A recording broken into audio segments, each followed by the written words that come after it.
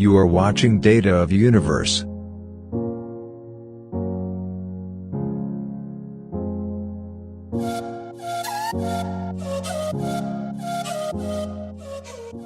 Hello and welcome to the second lecture of Artificial Intelligence, Machine Learning, Deep Learning and Artificial Neural Network. मेरा नाम है मोहम्मद उज़ैर और आप देख रहे हैं डेटा ऑफ यूनिवर्स। आज के इस वीडियो ट्यूटोरियल को बेसिकली दो हिस्सों में डिवाइड किया गया है। पहले हिस्से में हम देखेंगे the way forward and the technical prerequisites for artificial intelligence, और दूसरे पार्ट में हम देखेंगे the tools and the skills for artificial intelligence. पहले हिस्से में हम ये देखेंगे कि who can learn artificial intelligence, यानी कि आर्टिफिशियल इंटेलिजेंस कौन सीख सकता है, और इसी में हम देखेंगे कि what is the way forward in AI और how to adopt artificial intelligence as a field. इसके अलावा हम ये भी देखेंगे कि who is an artificial intelligence professionals और इंजीनियर्स, और what are the roles and responsibilities for artificial intelligence professionals. इसके अलावा हम ये भी देखेंगे कि प्रोग्राम क्या होता है, और फिर देखेंगे कि कंप्यूटर प्रोग्राम क्या होता है। इसके अलावा what are the prerequisites for AI and what is programming language. अगर किसी को नहीं पता कि प्रोग्रामिंग लैंग्वेजेस क्या होती हैं तो हम बताएंगे कि प्रोग्रामिंग लैंग्वेजेस क्या होती हैं। इसके अलावा हम देखेंगे कि what programming languages do we need for AI, ML, DL and ANN, यानी कि artificial intelligence, machine learning, deep learning और आर्टिफिशियल न्यूरल नेटवर्क के लिए हमें कौन कौन सी प्रोग्रामिंग लैंग्वेजेस की जरूरत होगी। इसके अलावा हम देखेंगे व्हाट इज एन एल्गोरिथम, यानी कि आर्टिफिशियल इंटेलिजेंस, मशीन लर्निंग और डीप लर्निंग के जो एल्गोरिथम जिनके बारे में मैंने आपको थोड़ा बहुत पिछली वीडियो में भी बताया था आपको, इस वीडियो में हम देखेंगे एल्गोरिथम होता क्या है। फिर हम नेक्स्ट देखेंगे कि how to make an algorithm, यानी कि एल्गोरिथम को बनाया कैसे जाता है। फिर हम सेकंड पार्ट में हम देखेंगे कि what skills do we need for artificial intelligence, यानी कि आर्टिफिशियल इंटेलिजेंस में कौन कौन से स्किल्स की हमें जरूरत पड़ेगी। और फिर हम देखेंगे कि what are the tools we need for artificial intelligence, कि कौन कौन से टूल्स आर्टिफिशियल इंटेलिजेंस में हमें यूज करना पड़ेंगे। और फिर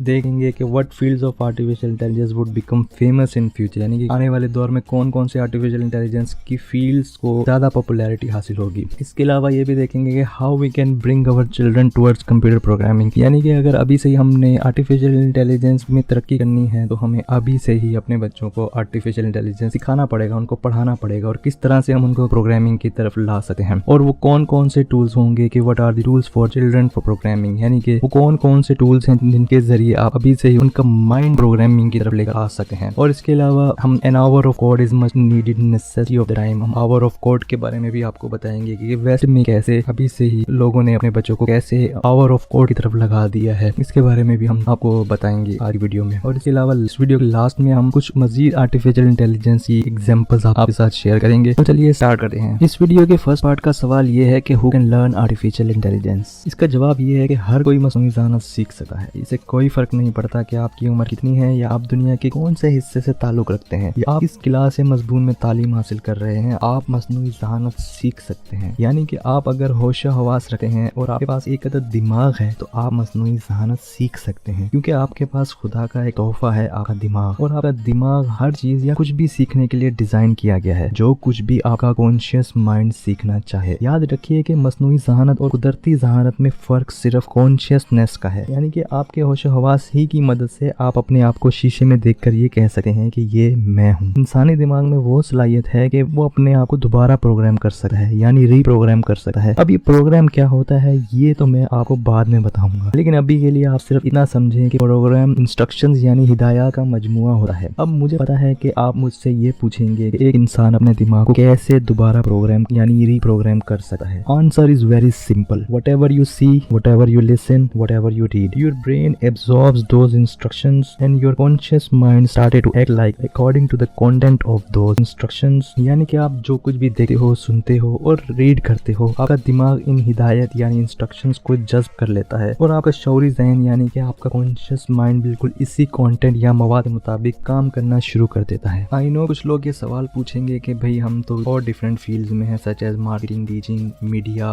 बिजनेस, बैंकिंग और एडमिनिस्ट्रेशन या और भी कोई एनी अदर फील्ड। सो हम आर्टिफिशियल इंटेलिजेंस को कैसे सीख सकते हैं और आखिर हम आर्टिफिशियल इंटेलिजेंस को सीखें ही क्यों? तो आप लोगों के लिए जवाब ये है कि artificial intelligence will dominate all other fields and you must have the knowledge of artificial intelligence, otherwise you will not be able to compete other people of the world who have the versatile knowledge of all other major fields such as AI। तो अपने आप को better prepare करने के लिए you have to learn artificial intelligence. और एक बात याद रखिए कि आर्टिफिशियल इंटेलिजेंस बाकी तमाम जॉब्स को रिप्लेस करने जा रही है in the future. Either you prepare yourself और not, AI will replace all other jobs. अब नेक्स्ट इसमें ये है कि what is the way forward in AI और how to adopt artificial intelligence as a field, यानी कि आर्टिफिशियल इंटेलिजेंस को एज अ फील्ड या प्रोफेशनल करियर के तौर पर कैसे अपनाया जाए। तो सबसे पहले तो ये है कि आर्टिफिशियल इंटेलिजेंस को सीखने के लिए फर्स्ट तो आपको फुल्ली फोकस्ड होना पड़ेगा। आर्टिफिशियल इंटेलिजेंस को एज अ फील्ड या प्रोफेशनल करियर पाथ अपनाने के लिए सबसे पहले आपको किसी भी एक प्रोग्रामिंग लैंग्वेज पे ग्रिप हासिल करना होगी। अब ये प्रोग्रामिंग लैंग्वेज क्या होती है और इसको आप कैसे यूज करेंगे ये तो मैं आपको बाद में बताऊंगा, लेकिन अभी के लिए आप ये समझें कि प्रोग्रामिंग लैंग्वेज वो मीडियम है जिसके जरिए आप कंप्यूटर के साथ बात कर सके हैं, यानी इसे इंस्ट्रक्शन दे सके हैं कि मेरे लिए ये करो, या ये एक ऐसा टूल है जिसके जरिए आप कंप्यूटर के साथ कम्युनिकेट कर सकते हैं, ठीक ऐसे ही जैसे अभी मैं आपके साथ उर्दू लैंग्वेज में कम्युनिकेट कर रहा हूँ और आपको बात समझ आ रही है। तो इसी तरह सबसे पहले तो ये कि मेजर प्रोग्रामिंग लैंग्वेज में से किसी भी एक पर आपको अबूर हासिल करना होगा ताकि आप कंप्यूटर प्रोग्राम राइट करने के काबिल बन सकें, यानी कि कंप्यूटर प्रोग्राम लिखने के काबिल बन सकें। और घबराने की जरूरत नहीं है, डेटा ऑफ यूनिवर्स आपके लिए तमाम प्रोग्रामिंग लैंग्वेजेस के ट्यूटोरियल्स सीरीज वाइज लेकर आएगा। और दूसरे नंबर पे ये कि आपको मैथमेटिक्स आनी चाहिए, क्योंकि कंप्यूटर सिर्फ वर्क ही मैथमेटिक्स करता है। और आपको basic maths operation such as plus, minus, division, multiplication वगैरह आनी चाहिए, और and these are enough to make computer programs. लेकिन मशीन लर्निंग के लिए, यानी मशीन को सिखाने के लिए हमें probability, statistics, linear algebra and calculus की जरूरत पड़ती है। अभी के लिए आप ये समझें कि probability, statistics, linear algebra and calculus ये वो मैथमेटिक्स की ब्रांचेस हैं जिनको प्रैक्टिकली तौर पर अप्लाई किया जाता है, और हम इन सब्जेक्ट की एक कंप्लीट सीरीज भी लेकर आएंगे ताकि आप ये तमाम सब्जेक्ट सीख सकें और फिर हम इनको प्रैक्टिकली तौर पर अप्लाई भी करेंगे। और तीसरे नंबर पे जो कि एक सबसे ज्यादा इंपॉर्टेंट स्टेप है, जिसमें you need an ability to work with large amount of data, big data and knowledge of SQL, structure query language and the data pre-processing, ETL, extract, transformation and load, NoSQL, data analysis and data visualization. These are the techniques which use to clean, gather and analyze and visualize the data. ये सब techniques हैं जो data को इकट्ठा करना, उन clean करना, उनको प्री प्रोसेस करना और फिर उनको विजुलाइज करना, ये सब टेक्निक्स हैं जो डेटा के ऊपर यूज होती हैं। और जब भी आप लार्ज अमाउंट ऑफ डेटा के साथ डील कर रहे हो, जैसे कि मिलियंस ऑफ कस्टमर का डेटा जो आप प्रोसेस कर रहे हो, तो कैसे आप इनको एक्सट्रैक्ट करेंगे और कैसे आप इनको क्लीन करेंगे, क्योंकि डेटा का क्लीन होना बहुत जरूरी है। इसमें नॉइज नहीं होना चाहिए, मतलब कि अननेसेसरी डेटा नहीं होना चाहिए, फिर ही आप उसके ऊपर मशीन लर्निंग के एल्गोरिथम अप्लाई कर सकते हैं। और ये तब और भी ज्यादा मुश्किल हो जाता है जब डेटा लाइव स्ट्रीम में हो और मुसलसल अपडेट हो रहा हो। तो ये सब टेक्निक आपको इस पे अबूर होना बहुत जरूरी है, इन सब पे आपका अबूर हासिल करना बहुत जरूरी है। चौथे नंबर पे आपको एल्गोरिथम्स के बारे में पता होना चाहिए, यानी कि आपको एल्गोरिथम्स को अप्लाई करना आना चाहिए डेटा के ऊपर। जो भी AI, मशीन लर्निंग और डीप लर्निंग के एल्गोरिथम्स हैं, जैसा कि मशीन लर्निंग के algorithms linear regression, logistic regression, KNN, naive Bayes, support vector machine, SVM, और डीप लर्निंग के एल्गोरिथम्स जैसे कि CNN, convolutional neural network, RNN, recurrent neural network and GNN, generative adversarial network etcetera. इन सब पे आपको अबूर हासिल होना चाहिए अगर आप आर्टिफिशियल इंटेलिजेंस को एज ए प्रोफेशनल करियर के तौर पर अपनाना चाहते हैं तो। और फाइनली डॉक्यूमेंटेशन स्किल्स। एक AI प्रोफेशनल को अच्छी तरह डॉक्यूमेंट्स राइट करना आते हों, क्योंकि अगर आपने AI को as a professional field choose किया है और आप किसी कंपनी या ऑर्गेनाइजेशन में जॉब भी कर रहे हैं, तो वहां आपको अपना वर्क शो करवाना पड़ेगा। और डॉक्यूमेंट्स वो वाहिद बेटर कम्युनिकेशन वे हैं जिसके जरिए आप अपनी बात अपने ऊपर अथॉरिटी को इन्फॉर्म कर सकते हैं। और डॉक्यूमेंट्स भी डिस्क्रिप्टिव से ज्यादा विजुलाइज होना चाहिए, यानी कि डेटा विजुलाइजेशन जो कि टेक्निक है जिसके जरिए आप अपनी बात बआसानी कर सकते हैं, जो कि एक प्रोफेशनल वे भी है। और नेक्स्ट अब हम ये देखेंगे कि who are artificial intelligence professionals और इंजीनियर्स, और इसके साथ ही हम ये भी देखेंगे कि what are the roles and responsibilities of artificial intelligence professionals. अगर आपने आर्टिफिशियल इंटेलिजेंस को as a professional field choose करने का फैसला किया है, तो मैं आपको बताता चलूं कि आर्टिफिशियल इंटेलिजेंस इंजीनियर्स या प्रोफेशनल्स कौन होते हैं और इनकी रोल्स एंड रिस्पांसिबिलिटीज क्या होती हैं। AI प्रोफेशनल और इंजीनियर्स बेसिकली बिजनेस इनसाइट्स को हासिल करने के लिए, यानी बिजनेस की बसीरत और दूरअंदेशी को हासिल करने के लिए मशीन लर्निंग और डीप न्यूरल नेटवर्क्स के एल्गोरिथम्स को इस्तेमाल करते हुए AI मॉडल्स तैयार करते हैं और ये AI मॉडल्स प्रिडिक्ट करते हैं कि क्या चीज़ आपके बिजनेस के लिए अच्छी है और क्या चीज़ अच्छी नहीं है। यानी कि फ्यूचर में इन बिजनेस इंसाइट्स को यूज़ करते हुए बेहतर फैसला लेने में कामयाब होते हैं कि क्या चीज़ आपके बिजनेस के लिए बेहतर है और क्या चीज़ बेहतर नहीं है, और इसी तरह आपका बिजनेस भी फिर ग्रो करने लगता है। और इसमें बाबा बंगाली की कोई कारीगरी नहीं है और ना ये जादू है। इट्स प्योर मैथमेटिक्स, ये खालिसन मैथ्स है जो कि आपके डेटा पर अप्लाई होता है और इसी की मदद से आप बिजनेस इंसाइट्स ड्रॉ करने में कामयाब हो पाते हैं। इसकी मैं कुछ मिसालें भी आपको दे सका हूँ। मसलन कि खुद यूट्यूब भी मशीन लर्निंग और डीप लर्निंग का एल्गोरिथम्स यूज करता है आपके डेटा को प्रोसेस करने के लिए, और इसी हिसाब से यूट्यूब को पता चलता है कि आपको कौन सी वीडियो ज्यादा पसंद है। आप जो भी वीडियोस देखते हैं या लाइक करते हैं या सर्चिंग के लिए जो भी वर्ड्स यूज करते हैं, यूट्यूब इसी हिसाब से आपको वीडियोस रिकमेंड करता है और एड्स भी इसी हिसाब से चलते हैं कि आपको किस चीज की जरूरत है या आप किस तरह की वीडियोस देखकर मदद हासिल करना चाहते हैं। अब मेरी ही मिसाल ले लें, मुझे अपनी यूट्यूब वीडियोस के लिए माइक की जरूरत थी। मैंने कुछ माइक सर्च किए, कुछ की वीडियोस देखी, तो थोड़ी ही देर में मुझे माइक के एड्स आने शुरू हो गए और अभी तक आ रहे हैं। तो इन सब के पीछे कोई इंसान नहीं बल्कि आर्टिफिशियल इंटेलिजेंस के ऐसे मॉडल्स हैं जो आपके डेटा को प्रोसेस करके आपके इंटरेस्ट के मुताबिक एड दिखाते हैं, और ये होता भी ऑटोमेटिक है, यानी कि बिना किसी ह्यूमन इंटरवेंशन के। इसी तरह अगर आप किसी सुपरमार्केट या सुपर स्टोर्स की एग्जांपल ले लें जहां लाखों प्रोडक्ट्स हों, तो वहां भी वीकली बेसिस पे या फिर डेली बेसिस का डेटा AI मॉडल्स के जरिए प्रोसेस करके आप इसमें से इनसाइट्स ले सकते हैं कि कौन सा प्रोडक्ट ज्यादा फरोख्त हो रहा है, ताकि आप इसे इन प्लेस कर सकें पहले से ही, ताकि शॉर्टेज ना हो जाए। अब आते हैं रोल्स एंड रिस्पॉन्सिबिलिटीज के ऊपर। प्रोफेशनल AI करियर में कौन कौन से रोल्स मौजूद हैं और उन पोजीशन के नाम क्या हैं और इन पोजीशंस की रिस्पॉन्सिबिलिटीज क्या क्या हैं। अगर हम आर्टिफिशियल इंटेलिजेंस में करियर की बात करें तो मुख्तलिफ सनतों की रिक्वायरमेंट्स को पूरा करने के लिए AI में रोल्स एंड डिफरेंट पोजीशंस का तेजी से इजाफा हुआ है, और यहाँ मैं चंद रोल्स एंड रिस्पॉन्सिबिलिटीज के बारे में आपको बताऊंगा। सबसे पहले है आर्टिफिशियल इंटेलिजेंस डेवलपर, यानी कि AI developer. AI developer electrical engineer के साथ मिलकर काम करते हैं और आर्टिफिशियल इंटेलिजेंट रोबोट बनाने के लिए सॉफ्टवेयर तैयार करते हैं। फिर आते हैं आर्टिफिशियल इंटेलिजेंस आर्किटेक्ट, यानी कि AI आर्किटेक्ट। ये लोग अपने क्लाइंट्स के साथ मिलकर काम करते हैं और इनके कारोबार को मजीद कंस्ट्रक्टिव और सिस्टम इंटीग्रेटेड सर्विसेज प्रोवाइडर बनाने में अपना किरदार अदा करते हैं। ये लोग पूरी इंडस्ट्री के स्ट्रक्चर को बनाने और मेंटेन रखने में अपना किरदार अदा करते हैं। फिर आते हैं मशीन लर्निंग इंजीनियर। ये बहुत बड़े डेटा को इस्तेमाल करके और मशीन लर्निंग और डीप लर्निंग का एल्गोरिथम्स को यूज करके प्रेडिक्टिव मॉडल्स बनाते हैं, जिसकी मिसाल मैं अभी यूट्यूब और सुपरमार्केट वाली दे भी चुका हूँ। Then comes the data scientist. मैं डेटा साइंटिस्ट को हमेशा ऐसे बयान करता हूँ कि ये वो शानदार लोग हैं जो आप लोगों को आपसे ज्यादा जानते हैं। हर वो शख्स जो इंटरनेट इस्तेमाल करता है, डेटा साइंटिस्ट उनके डेटा को कलेक्ट करके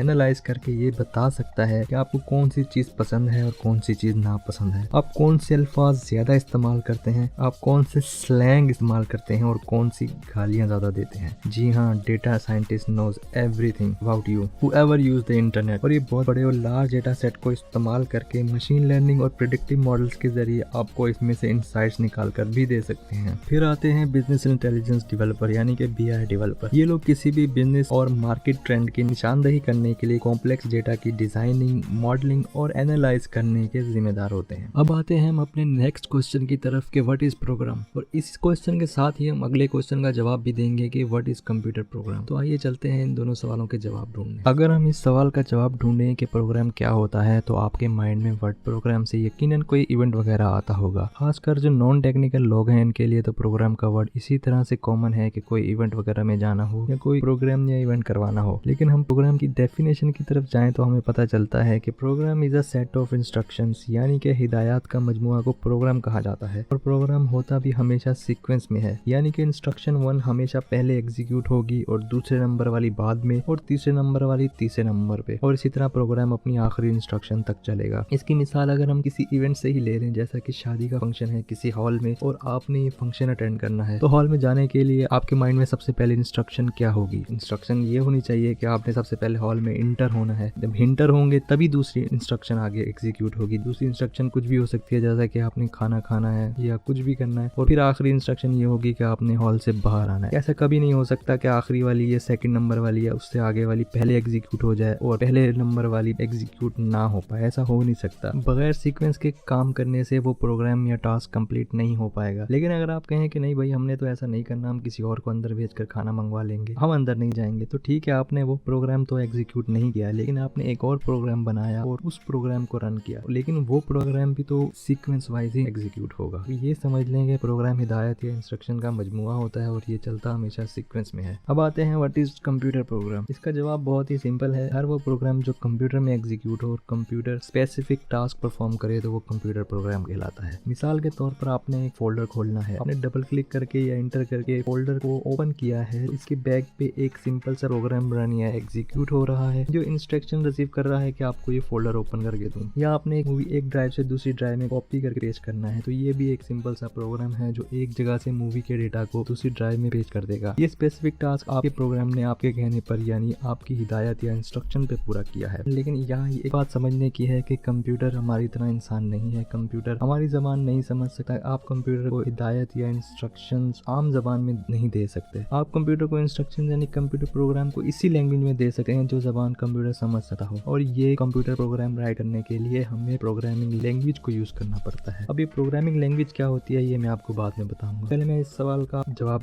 देना चाहूंगा कि what are the prerequisites for AI. तो सबसे पहली अव्वलीन शर्त आर्टिफिशियल इंटेलिजेंस के लिए ये है कि any one of the major general programming language, कोई भी आपको एक प्रोग्रामिंग लैंग्वेज का पता हो। और दूसरे नंबर पे मैथ स्किल्स। मैथ स्किल्स में मैंने आपको बताया है linear algebra, statistics, probability and calculus. इनकी कुछ टेक्निक्स हैं, इनके बारे में भी आपको पता होना चाहिए। इसके अलावा तीसरे नंबर पे है डेटा प्रोसेसिंग टेक्निक्स जो कि बहुत ही इंपॉर्टेंट है। और फोर्थ नंबर पे एल्गोरिथम्स, आपको मशीन लर्निंग, डीप लर्निंग और एआई के एल्गोरिथम्स आने चाहिए। और पांचवें नंबर पे है familiarity with framework such as scikit learn, TensorFlow, Theano and Torch etcetera. अगर आपके पास प्रीरिक्विजिट्स का नॉलेज है तो एआई के लिए आप बिल्कुल तैयार हैं, लेकिन अगर नहीं है तो भी कोई बात नहीं। डेटा ऑफ यूनिवर्स आपके लिए इन तमाम प्रीरिक्विजिट्स के ट्यूटोरियल्स एंड लेक्चर्स लेकर आएगा और आप इन तमाम सब्जेक्ट्स को बआसानी सीख सकेंगे। Now we will see the next question which is what is programming language. और इसके साथ ही हम ये भी देखेंगे what programming language do we need for artificial intelligence, machine learning, deep learning and artificial neural networks. Programming language एक ऐसा कम्युनिकेशन का वे है जो आप कंप्यूटर के साथ करते हैं। तो सबसे पहले तो आपको ये समझने की जरूरत है कंप्यूटर हमारी जबान नहीं समझता। कंप्यूटर कोई इंसान या जानवर नहीं है। जानवर को भी अगर आप बार बार एक ही इंस्ट्रक्शन बोल बोल के और हाथों के इशारों से उसे दिखा के अगर करें तो वो सीख जाता है। Call, sit. Good job, Dino.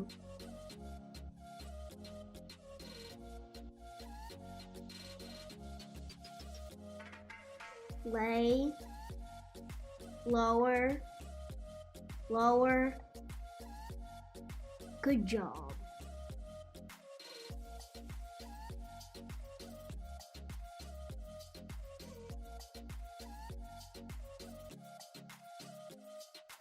Stand. Sit. High five. Give me the other paw. Other. Lay down. Good job. Good job. लेकिन कंप्यूटर ऐसे इंस्ट्रक्शंस को रिसीव नहीं करता। इसके लिए कंप्यूटर को इंस्ट्रक्शन देने के लिए हमें प्रोग्रामिंग लैंग्वेज यूज करना होती है। प्रोग्रामिंग लैंग्वेज एक ऐसा मीडियम है और ऐसा एक कम्युनिकेशन, एक ऐसी जबान है जो कंप्यूटर अंडरस्टैंड कर सकता है। Basically programming language is a language to communicate with computers और to give instructions to computers to do specific task for you. अब प्रोग्रामिंग लैंग्वेज में दो तरह की प्रोग्रामिंग लैंग्वेजेस आ जाती हैं, एक हाई लेवल प्रोग्रामिंग लैंग्वेज और एक है लो लेवल प्रोग्रामिंग लैंग्वेज। अब हाई लेवल प्रोग्रामिंग लैंग्वेज वो होती है जो human can easily understand. High level programming language इंसान समझ सकते हैं आसानी से, लेकिन लो लेवल प्रोग्रामिंग लैंग्वेज जो है वो इंसानों के लिए समझना मुश्किल होता है और ये सिर्फ कंप्यूटर अंडरस्टैंड कर सकता है। लो लेवल प्रोग्रामिंग लैंग्वेज में भी दो तरह की होती है, एक मशीन कोड जो कि प्रोसेसर एग्जीक्यूट करता है और ये प्रोसेसर की लैंग्वेज होती है, और एक होती है असेंबली लैंग्वेज, इसको मिडिल लैंग्वेज भी कहा जाता है। हाई लेवल का मतलब ये है जो इंसानों की जबानों से करीब तर है, यानी जाहिर है अगर इंसानों की जबान के करीब तर है तो इंसान इसे आसानी से समझ सके हैं। और दूसरा लो लेवल, इसका मतलब यह है कि जो सिर्फ कंप्यूटर ही समझ सकता है। अब कंप्यूटर सिर्फ जीरोज और वंस की जबान समझते हैं, वो आपकी और मेरी तरह हमारी लैंग्वेज नहीं समझते। अब ये जीरोज और वंस क्या है, इसको हम बाइनरी कोड कहते हैं। कंप्यूटर सिर्फ इसी को एग्जीक्यूट कर पाते हैं, वो इसलिए कंप्यूटर प्रोसेसर बिल्कुल छोटे छोटे माइक्रो ट्रांजिस्टर से बने होते हैं जो कि एक ऑन ऑफ स्विच की तरह काम करता है और बहुत ही कम इलेक्ट्रिकल चार्ज को कंज्यूम करते हैं। हर सिंगल ट्रांजिस्टर या स्विच एक बाइनरी डिजिट को रिप्रेजेंट करता है। एक सिंगल ट्रांजिस्टर एक बिट के तौर पे जाना जाता है। जो भी हमारा डेटा कंप्यूटर में स्टोर होता है वो बिट ही की सूरत में स्टोर होता है, क्योंकि बिट डेटा की सबसे छोटी इकाई है और यही डेटा है जो एक सिंगल ट्रांजिस्टर में इलेक्ट्रिकल चार्ज कंज्यूम करके प्रोसेस होता है। एक बिट का मतलब बाइनरी डिजिट होता है और एक बाइट 8 बिट्स पर मुश्तमिल होता है, जिसका मतलब है 0 से 255 के दरमियान कोई भी वैल्यू। अमेरिकन स्टैंडर्ड कमेटी ने एक ऐसा स्टैंडर्ड तैयार किया जिसमें कंप्यूटर डेटा जो कि बिट्स की शक्ल में होता है, इसे इस तरह से कैलकुलेट करके स्टैंडर्ड बना दिया ताकि इंसानों को इन जीरोस और वन में डीलिंग में मुश्किल पेश ना आए। इन्होंने हर अल्फाबेट और हर नंबर और हर सिंबल का बाइनरी कोड कैलकुलेट किया और ये इन्होंने कुछ ऐसी टेक्निक्स बना के किया जैसे बाइनरी टू डेसिमल या डेसिमल टू बाइनरी या बाइनरी टू हेक्साडेसिमल और हेक्साडेसिमल टू बाइनरी। ये ऐसी टेक्निक्स हैं जिनसे हर सिंबल और हर अल्फाबेट का बाइनरी कोड का पता लगाया जा सकता है। मिसाल के तौर पर अल्फाबेट लेटर अपर केस ए का डेसिमल नंबर 65 है और इसका बाइनरी डेसिमल 10 लाख और 1 है, यानी कि 1,000,001। तो जब भी आप अपर केस ए टाइप करते हैं आपके प्रोसेसर में 8 ट्रांजिस्टर की एक रो कुछ इस तरह से अपने आप को अरेंज कर लेती है। ऑफ ऑन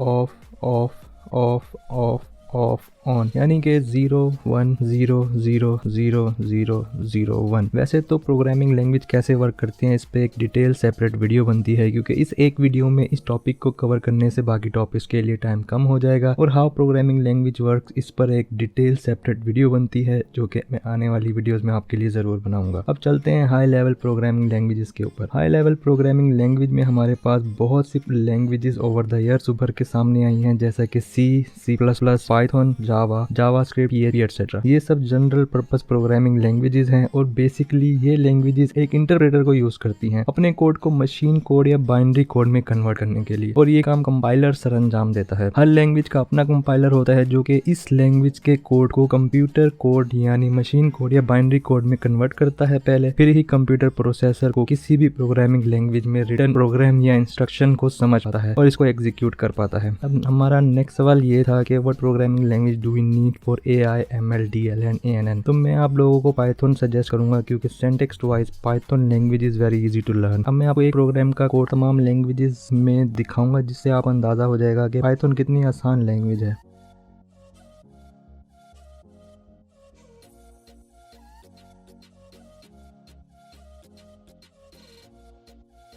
अब हम अपने नेक्स्ट सवाल की तरफ चलते हैं कि व्हाट इज़ एन एल्गोरिथम। तो लफ्ज़ एल्गोरिथम अल-ख्वारिज़मी से निकला है, जो कि एक 9वीं सदी के ग्रेट मुस्लिम मैथमेटिशियन गुजरे हैं जिनका नाम मोहम्मद इब्ने मूसा अल-ख्वारिज़मी था, और उन्होंने किसी भी प्रॉब्लम को सॉल्व करने के लिए स्टेप बाय स्टेप इस प्रॉब्लम को सॉल्व करने का तसव्वुर दिया था। और इसके अलावा लीनियर अलजेब्रा को मुतारिफ करवाने वाले भी यही थे। क्योंकि इनका नाम अल-ख्वारिज़मी था और लैटिन ज़बान के लोग इनका नाम अलगारिदमी लेते थे, इसलिए इस कॉन्सेप्ट का नाम एल्गोरिथम पड़ गया। और एल्गोरिथम का मतलब भी किसी भी प्रॉब्लम का स्टेप बाय स्टेप सॉल्यूशन निकालना है, यानी कि definition wise it is a step by step solve a problem. अब अहम सवाल ये है कि किसी भी प्रॉब्लम को सॉल्व करने के लिए इसका एल्गोरिथम कैसे बनाया जाए। तो एल्गोरिथम बनाने के लिए कंप्यूटर साइंस फील्ड में 3 फेज में एल्गोरिथम को लिखा जाता है। फर्स्ट फेज में इसका रिटन पार्ट लिखा जाता है, सेकंड फेज में इसका फ्लो चार्ट बनाया जाता है और थर्ड फेज में इसकी कोडिंग की जाती है। मिसाल के तौर पर हमारे पास एक प्रॉब्लम है कि find the average of 3 integers. हमने 3 इंटीजर्स का एवरेज निकालना है। तो फर्स्ट फेज में हम इसका रिटन पार्ट लिखेंगे,